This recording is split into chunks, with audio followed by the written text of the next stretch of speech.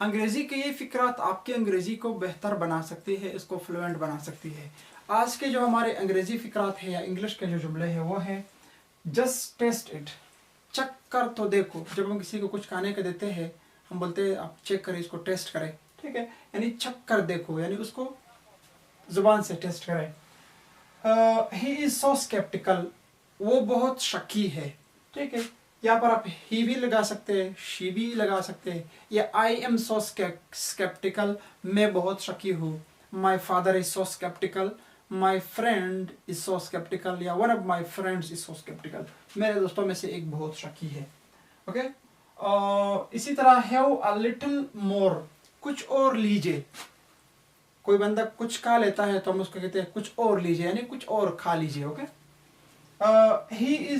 He has intoxicated eyes, उसकी आंखें नशीली है।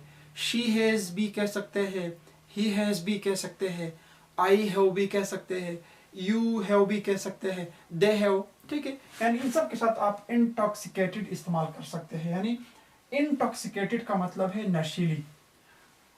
It's a sin call name, ठीक है, it's a sin call name, इसका उर्दू में मतलब है कि गाली देना गुनाह है। क्या मतलब है इसका? गाली देना गुनाह है। Oh mister, it's a sin call name, यानी गाली देना गुनाह है।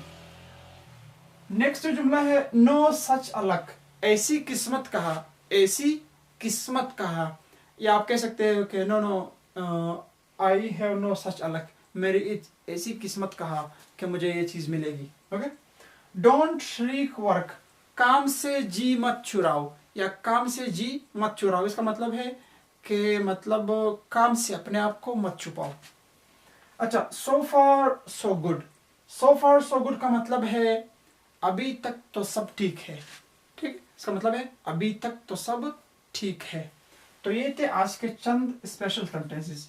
Just test it, it's he is so sceptical, have a little more, he has intoxicated eyes, it's a sin call name, no such luck, don't shriek work. So far so good.